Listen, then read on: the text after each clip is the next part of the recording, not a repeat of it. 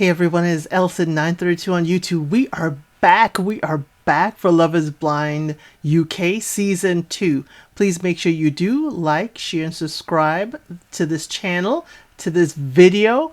And let's get into it because we are meeting our new singles. It is already an exciting journey, and we're going to start with episode 1. So in the ladies' lounge, you know, the host and hostess is the same as last season. They come, they greet everybody.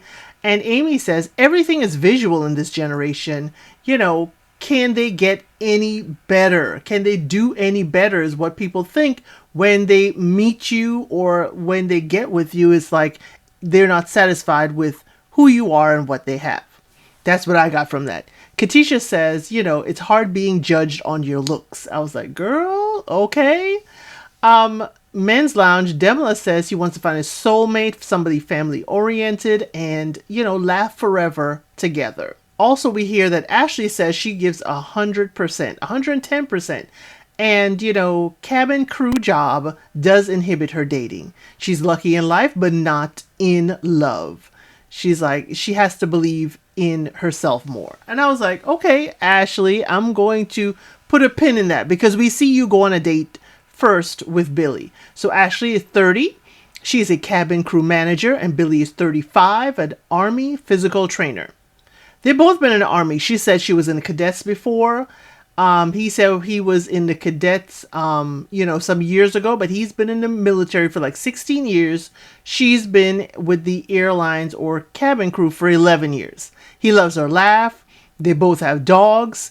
And he does ask what is her longest and most recent relationship. And she shares she's been single for 4 years. Okay, the last one kind of knocked her down a bit, meaning that it threw her for a loop. Okay, that's all it meant. I had to think of, what are they trying to say? Is that literal? Is it not? Is it slang? I had to peek my ears up a bit. But Billy shares that he is divorced.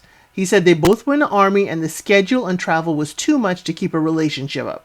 He wants, you know, that the next time he gets married is the last time he gets married. Ashley says she wants to be, you know, to light up each other's life, whoever she's with. So Billy wants to find love again and is, you know, he was so in love when he got married. I was like, okay. Okay, Billy, I feel like he's putting a lot of pressure on somebody's shoulders. I don't know. What do you think? Sophie says people either think she is so sweet, okay, that she won't snap off on them, or they think she's a cow. I'm like, girl, really? People think that of you? I was like, okay. So she's asking like people like different questions. You see kind of her speed dating. She asks if cats or dogs. Somebody says they have a cat. She says cats make you work for their love. And she is not here for that. I was like, okay. She wants dad jokes, and 2 of them give her dad jokes, but she was not impressed. She says she needs someone who owns their own home, not to date someone who's at home with their mama. So she's aware she is single because of herself and her attitude, but she is guarded because, you know, what if you give yourself to this person and you're not enough? Now y'all put a pin in that because we find out more about Sophie later. So Sophie, again, she is 28, senior commercial manager, and she has a date with Kieran, 28, and a gaming entrepreneur. So he tells her he's a gaming nerd. You know, she says she's one of 5, but the only girl, and she's never been in love. He was in a 7-year relationship that ended last year. I was like, wow. She said her relationship was 5 years, but she outgrew him. Now, they both want to be obsessed with their person. And I was like, obsession, could we get a better word? Now, they both want kids. She wants 2. 3 max because she doesn't want an ugly looking car. I was like, girl, the car is the least of it, okay?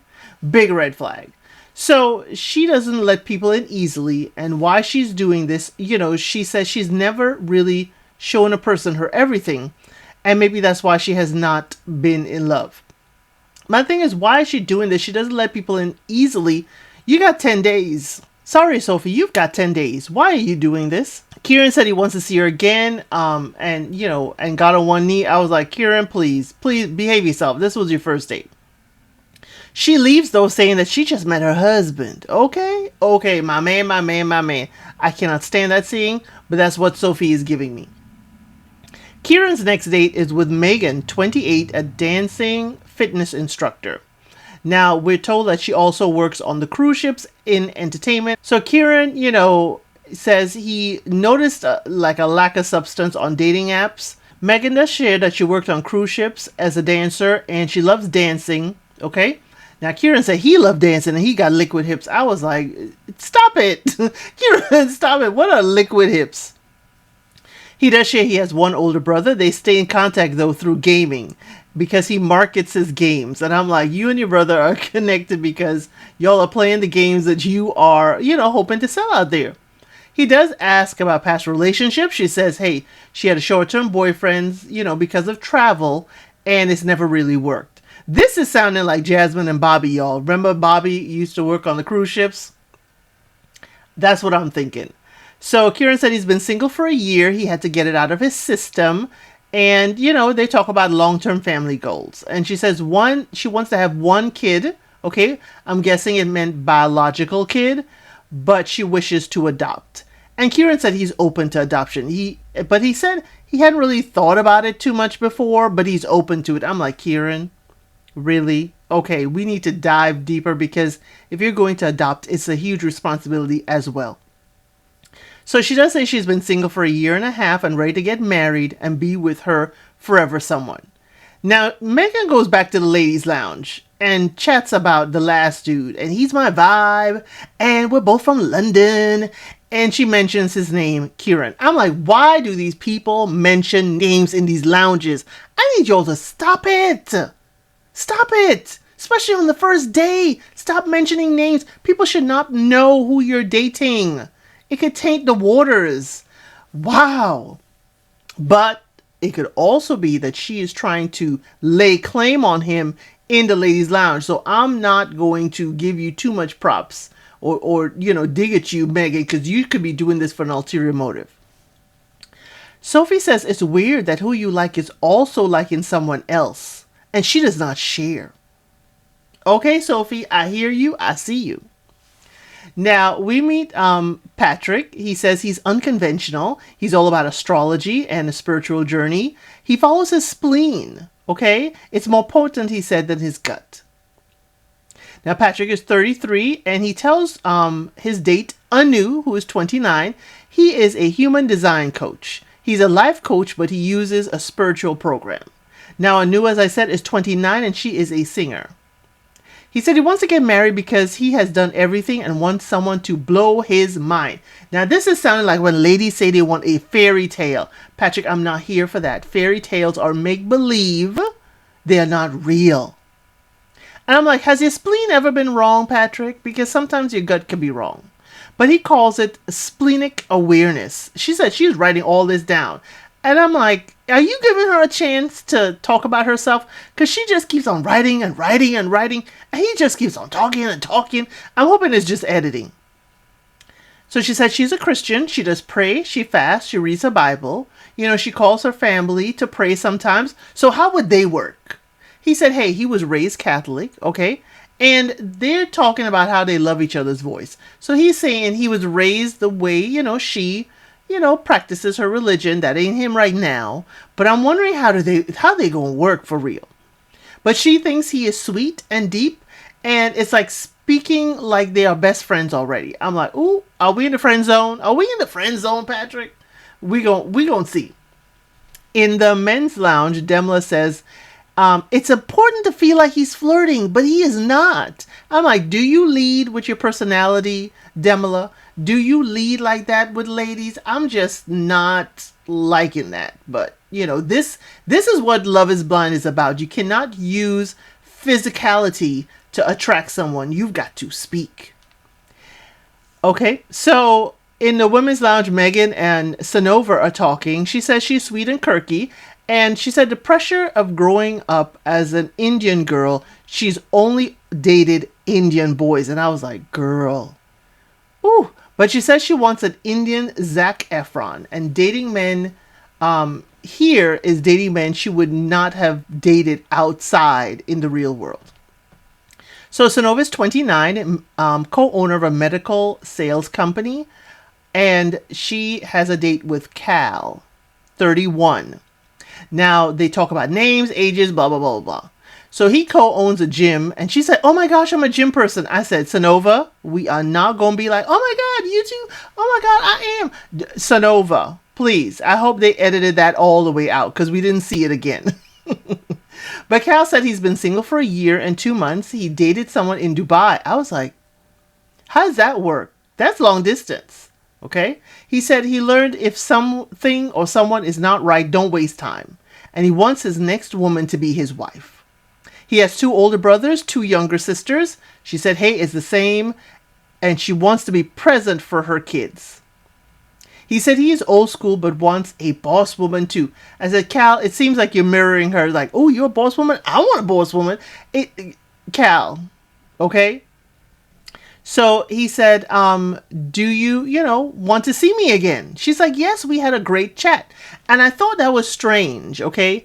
Most gentlemen would say, hey, I would like to see you again. They would state their intentions, not try to draw out your intentions as the lady. So I was side-eyeing Cal a bit like, oh, you want to see me again? Cal, I'm going to need you to step up and say what you want. So then after she says we had a great chat, he said, yes, he wants a next date. So he says she's a 10, folks think he's a gym head, but he does read, he plays chess. He's a bit of a mama's boy, he says. But true love will hit you like a train, like you're under some sort of spell. Cal, wake up. Wake up. You're not going to use this, oh, I was in a trance under a spell when things don't work out. Please. It is a conscious decision. You are awake and aware. I need all this hit you like a train. Trains hurt. Trains hurt. I don't like the metaphor. I don't like the simile, whatever you want to call it. I don't like it. Anyway. Day 2. Ashley and Billy have a date. He's a charming Irishman, she says, but she asks him about tattoos and they talk about it. They talk about the importance of intimacy, and he feels it's the most important part. He wants to be able to feel like he wants to rip his partner's clothes off. I'm like, Billy. You're leading with physical, okay? She said she will go to a country concert with him because apparently his thing is to go to a country concert and have, his lady with him and be able to dance as partners because he is the single one in the bunch. Then Ashley's like, I will help shine your boots. Ashley, I know you want to be supportive, but the whole I want to polish your boots, girl, I understand, but girl, maybe I'm wrong. I was just like, girl, calm down. But Billy says, hey, they have chemistry. He's falling for her and he don't want to jump too quick. Wants to be 100% sure before he does this. And the way he said it, y'all, it sounds like Billy wants perfection. I was like, Billy, there's no perfection, but it sounded like you want things a particular way and it has to be perfect. I'm worried. Ashley said she could feel the chemistry through the wall when she was talking to Megan and said, oh, that's good vibes. Now, Kieran says navigating connections is stressful. Sophie is a standout. Megan, he's still figuring out, but she's amazing. So Kieran and Megan have their date, okay? He asks, how can I give you butterflies? I was like, Kieran, it's not butterflies. That's bubble guts. I mean, come on. Can we have some realistic stuff here? Or am I just not that cheesy? Am I too much that I'm like too cynical that I'm like, why are we talking about butterflies and all this other things? Stop with the fairy tale. This is real life. So he says, he loves to give neck kisses. And she's like, oh, those go through my body. And I was like, oh, okay. But she likes eye contact, which we don't have here. She does like cuddling, and he says, oh, we run hot, and we gonna stick together. She's like, yeah, we gonna be slippery together. And I'm like, stop it.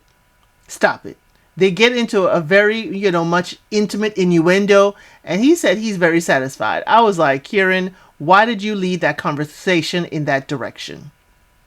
Kieran said it was amazing. Oh, he was very surprised. The physical intimacy is important, and he could feel it through the wall. I was like, okay, Kieran.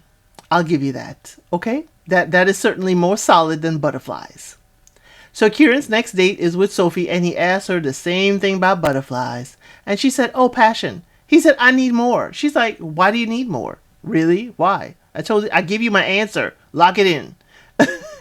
But she does relent and say kissing, and then everything will go from there and where it needs to go. He's like, you're not giving details. I have 2 thoughts with this, okay? Kieran, you're talking about physicality a lot. And you're pressing the point that you want that kind of intimate conversation. And two, maybe Sophie just doesn't want to talk about intimacy like that. Maybe she doesn't feel ready yet. It's only been day 2. So pump the brakes a little bit and be mindful that, okay, maybe you ask the question a different way, or ask her, do you not wish to talk about intimacy in this manner? But she goes on, she's like, hey, you won't be disappointed when you see me. Sophie is a gorgeous young lady and she knows it. That was a little bit of a, you won't be disappointed. Choose me. So he said, it sounds like a business deal. If they meet each other, he's like, what am I supposed to do? Give you a handshake? What are we doing? Now, Sophie tells us that she has, held back in relationships before because she may not be enough. If they leave her, the joke's on them because she really didn't show all parts of her. There are parts of her that she kept safe from them. And I was like, Sophie, I need to know more. She said only her dad has seen all of who she is. Now, Sophie, you said you have brothers. You're the only girl of 5. So not even your brothers have seen and experienced all of you? That is concerning. That is concerning. So in the men's lounge, Kieran, talks and he mentions names. Why, Kieran? Again, men, ladies, why are we mentioning names? Keep the cards close to the vest, please. Sonova and Cal have their date. And, Sonova says that change makes her feel uncomfortable. He said, hey, he's a routine type of guy, but he can adjust. And she said she's heightened in stressful situations. I'm like, what is heightened? I'd like to know, are you more nervous and more physical? Do you shake your knee? I would like to know what is heightened. But Cal does get vulnerable and tells her he almost lost one brother in a war. He also almost lost another brother due to substance abuse. And, but that brother got himself cleaned up. And he is 2 years sober now. And he is married with a family. And he feels lucky that Cal, has not gone through this. Cal, I have to say, that is a lot the family has gone through. I'm glad everybody has pulled forth. Congratulations, of course, to your brother, who is 2 years sober. I mean, congratulations really to him. Sonova says she is resonating because she is drawn to Cal, okay? She said that he is sweet, he's an emotional person, he's a rare guy, and no topics are off limits. He is open and vulnerable. And the song they play for them, because y'all know I like my songs, okay? We finally get a song. I've been praying for a risk worth taking, okay? Ashley and Billy. She said she could picture them together. They have a deep connection. Billy says family means everything. And his dad was his first role model. He gets very emotional. And then he says, why am I getting emotional about these silly things? And I'm like, this is not silly, Billy. I would like you to dive further into this. It's not silly at all. He said his dad has had injuries recently, but the past few years he's been getting better. But as a kid, his dad was his Superman. And I understand the emotions. If your dad was your Superman and now you realize Superman is not, immortal or invincible, that does take a toll. So you're shedding that childhood vision of your father. We learned that her mother and dad split at 16 years. She saw their relationship break down. And as the eldest, she had to be the provider. Ashley said she had to support the home. She had to help pay the bills, pay the rent at 16. I was like, whoa, Ashley. She said she wants someone to take care of her because she is always taking care of others. Understood, Ashley. I get it. So Billy does ask her if she would consider another job other than flight crew. She said she has considered other job, and the job is good now because she is single and has no family to worry about. He said when he talks about her job, he's concerned about it and her traveling. He says he has dated cabin crew in the past and it hasn't worked out. I understand, but he travels for his job. Billy, you travel for your job. Is your job more important? I mean, I have nothing, against your job. Thank you for your military service, but you do travel for your job. And you're asking her to give up hers. He's not demanding it, but he's kind of asking, would you give it up? He said his job doesn't align with her travels, and he does not want a marriage where they are separate a lot. I understand that, Billy. I'm going to watch how y'all navigate this. We see Patrick and Anu again, and she says singing at weddings is fun but bittersweet. And they, when they walk in, they automatically guess each other's names based on the voices. Now, Patrick says he has a Jamaican mom and a Nigerian dad, and Anu jumps up and says, ooh, the Nigerian is strict, but the Jamaican must be chiller. And he guesses that she is Nigerian, and he agrees his dad was strict, but mom is open to whatever, and he would not change his upbringing because it brought him here. She shares her mom migrated with nothing and has 3 daughters now who are all educated, and mom is educated and has a wonderful job. So Patrick said he lived a year in Nigeria at 12 years old, and she said, ooh, it was hard. You have to make beds, fetch the water is what she heard. He said, yeah, and he did all of that, and she was taken aback, okay? But Patrick thinks she is special, and he's going to go with his feelings, okay? His spleen is telling him go with the feelings. And, she said he is the only one that is quite spiritual here. And I'm like, what's going on with the group? But Patrick believes in love and that she is amazing. I was like, okay, Patrick. We see Sarova and Cal. He asked about her childhood. She said, hey, she had a loving and happy childhood, but her parents divorced 8 years ago. And they used to have an intimate family Christmas, but now it's split and she misses that. She said, her mom, dad, and sisters used to play board games. And, she cries when she said they have not had that type of closeness and that type of Christmas since the parents divorced. She wants her kids to have that kind of tradition, and she wants to create it through the family she creates, okay? Cal said, he didn't have much, but they were still, happy family. His parents divorced the first year he was in university, and she's like, oop, same here. He said he stayed with his mom. His dad moved away. His dad lives in Dubai, and he saw him more when he lived in Dubai. But other than that, since he's in the UK, it would be a text here or there, or a voice note. Now, mom is English, and his dad is Pakistani, which means Muslim and Catholic, and she tells him her background is Indian. And when she said that, and when he heard that, I just, let's see how this goes. Because if y'all know history, please go back and look the history between India and Pakistan, how Pakistan came to be. It all relates to, British colonization, all relates back to, when Gandhi was fighting for freedom for India. It's a lot. It's a lot. And if you know anything, if you read anything about this conflict, it goes deep for generations. So I am wondering, how is this going to work? So Cal said, hey, maybe we can bridge the gap and create peace. And he does talk about historically the conflict between India and Pakistan. And years ago, they could not even be in the same room talking. I'm glad they both don't seem to carry that history with them, because that could be a heavy issue for anyone dating, of both of their heritage.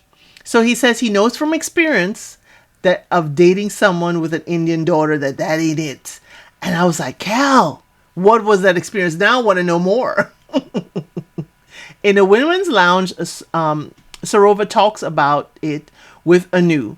And Ashley is talking about how strongly she feels for Billy. And, he really feels like home. I'm like, ladies, why are we talking? Why are we saying names? In the men's lounge, Billy says she is the clear winner, but he has reservations and he does not want to hurt her. The song they play is Crumbling on Our Own. And Billy goes on his date with Ashley and he wants to talk to her about something. He said he's excited. She says she's excited. She dressed up for him. She thought about him a lot. And Billy loved their first date. But you gotta be honest with people. And the song they play is Crumbled All on Our Own, Tumble Till We Break. And that is the end of episode 1. I hope you will continue with me on this journey. Thank you for watching. Please like, share, and subscribe to the channel.